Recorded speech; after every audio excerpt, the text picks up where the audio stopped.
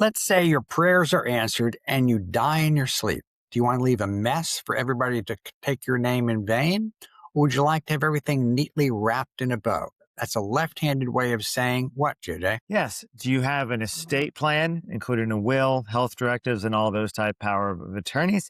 And is it current and what you want to accomplish up to date? If not, why not? I'll tell you a story on that. A cousin of mine, wonderful guy who used to be a stand-in for Al Pacino back when Al Pacino was good looking. And I got a call from another cousin, retired guy, comedically enough, younger than me, but retired nonetheless, who said, cousin died. I thought, okay, that's great. And he said, yeah, but he was a clutter bug and no one can find his will. And he lives in New York. It's going to be a mess. I thought, okay then. And that was about 2.5 years ago. The will was never found. Have a nice day. And we've all gone through a long process since he had no children, had no spouse, and his parents had predeceased him. It was a mess. Another story that's not so much fun. You wake up one day and suddenly you can't breathe properly and you find yourself in the hospital. And even though you're married and even though your wife is there with you, you didn't bother to have a health directive. And JJ, what the heck is a health directive? Health directive is what type of treatment you would like, particularly towards the end of your life. It also authorizes the people who are supposed to be taking care of you to talk to your spouse or to whomever you appoint as the person who has that particular durable power of attorney. Yes, durable power of attorney is during their lifetime or during your lifetime, someone can step in place of the authority for you. And no matter that be financial, and there's specific documents for that, or medical. What triggers that normally is a doctor says, hey, this person is incompetent or cannot really process information accurately and rapidly, whatever that means. And it's a lot more convenient to have those documents in place and prepared before you're in the ambulance being rushed to the hospital. And has your financial advisor or your attorney or your spouse urged you to get that done? And Judge, I ask you that question. When was the last time you had your will updated? Our will updated, we updated the guardians probably about 2 or 3 years ago when we realized that we needed to make a switch from one family member to another. So we made that change then. So our will is up to date in what our desires are at this time. And with that in mind, since you can plainly see that I have white hair and a white mustache, and you might not guess that I'm 78 years of age, I updated our estate plan with directives, a trust with lots of different subsets within that trust to avoid what can possibly happen when you have an estate that goes into 7 figures. And JJ, why don't you tell us a horror story on that subject? But yes, well, we've both seen it in our clients and also in our own families. The client one was more straightforward. 2 brothers were the 2 beneficiaries of an estate for their family. No contest, no problems, except the fact that they couldn't find the original will, which caused delays and extra expense to ultimately settle the estate in a completely way that was desired in the first place. The other one was a much longer drawn out process, which was a family member who had a will that was 20 years old and not completely clear on the language included in it. So definitely it was challenging to work through what does it mean? What were her intentions at this time before some of the future beneficiaries were even born? So it was definitely a mess is the short version and contentious and is more accurate. Another way to update your estate plan is to have good relations with your family members. And what a person, especially with white hair, needs to do is to reach out to your children and grandchildren on a regular basis, find out what's new with them, what kind of challenges they're facing at this point in time. Quick story on that, all kinds of, oh boy, you can do this, that, and the other thing, but came from a very, very, very, very, very poor family and ended up doing what a lot of people like that do, started selling drugs, robbing people, and what have you, and got his opportunity to be in jail. And since he was an incredibly gifted, talented, and bright person, he worked his way up the food chain, and one day, after being mentored by a wonderful rabbi within the prison, realized that he was like the king of nowhere that is in prison, and decided to not only get out, but go to Harvard. Everybody said, go to Harvard, that's the most ridiculous. Yeah, fine. Well, he was in Boston anyway. So he managed to finish up his prison sentence. They extended it since he had given them such a hard time for a period of time. Got out and started counseling other poor people about how not to end up in jail. Then some white folks, since he was a black guy, said to him, oh, would you talk to my son? And he never imagined that white people from nice neighborhoods would have any problem whatsoever. What are some of the typical problems we run into with clients who are affluent with their kids? With their kids. One is lack of communication between the generations. And it's not they need to know the exact dollar that you're worth. That's not what I'm saying. But just to be able to communicate your desires and wishes and what you would like to accomplish. So it's a complete mystery at the end of their life instead of kind of an instruction along the way and guidance. It can also be that if someone's maybe grown up with access to money, they don't have the same appreciation and work ethic towards it. So that can also be a challenge when they inherit it.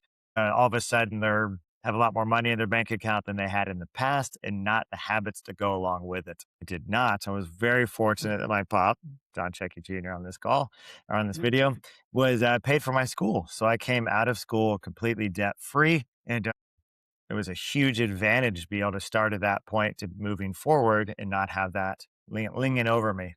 Let's talk about estate planning more graphically. One day, I was in a conference with some folks I had never met before until that very day. I was helping a financial advisor who was retiring from being a financial advisor, and we're in an estate planning meeting with a wonderfully distinguished attorney who was using typical legalese jargon to two PhDs who've been department heads of a major university. And the terrible handicap for very intelligent people, especially PhDs, is they hate to ask questions no matter how confused they are. And I said, even though you have never met me, and the other financial advisor just introduced me to you, would you mind terribly if I explain to you what I think the attorney just said to you? He said, yes, we'd really enjoy that. He said, okay, do either one of you garden? I said, yes, we do. And he said, do you ever put flowers on a shelf and then have to move them from one shelf to another shelf in terms of how the sunlight shifts throughout the day? He said, yes, we do. He said, basically, that's all he said to you, even though it sounds much more complicated than that. Since you have accumulated enough money over time and have some retirement accounts and whatever, he's just talking about taking your stuff and putting it in an envelope. So the government has to lick the envelope and cut the envelope to get anywhere near your assets. Would that be okay with you? He both said yes. In addition to that, I've given any number of estate planning seminars with attorneys, and they'll be talking just like JJ and I are. And they're understandable, they're loquacious, they're fine. Then they stand up and they start speaking a foreign language and totally confusing the entire audience. So what do you do? So JJ, when you give seminars with folks, do you try and orient them to be understandable to the people they're addressing? Yes, you want to communicate the level of complexity and the sophistication and the topic at the same time using the language that the people you're speaking to actually understand the concepts in a simple way. So to kind of graphically show you what I mean by that, okay, this is a three-ring. This is a yellow pad, which you can hardly see thanks to this stuff, and it's got lots of pages on it. So what you do commonly when you're writing messages, if you do it properly, you'll have a given topic on a given page, everything associated with that topic on that page, then flip it to the next page, have another topic, take your notes on that. If you're a business person, it could be on marketing or logistics or on profit or on production. Sadly, what most people do is they take their notes on one page and then frantically look for that page. And that's commonly what happens with estates. You'll have an account over here, an account over there. And I always tell folks whose parents predeceased them to check the cupboards and the desk drawers, because I don't know why it is that people put money in their pantries and the like, but they do. I'll tell you another story. Talking to a lady who had inherited a bunch of stock from her husband. And I said, do you know where those certificates are? I was at her house. She said, yes, would you like to see them? She literally went to her kitchen, went in her cupboard, opened the cupboard, and showed me certificates that were worth a few $100,000. And I said, as much fun as it is to see that in person, I'm going to suggest that you, for a very modest amount of money, do one of two things. One, we can either put an electronic account so you never have to worry about losing that again, or buy yourself a fireproof container and let your kids know what that is and let them know where the key is in case anything bad happens to you. Or three, put it in a safety deposit box and make sure that one of your kids has permission from the bank and signature authorization to go in there with you.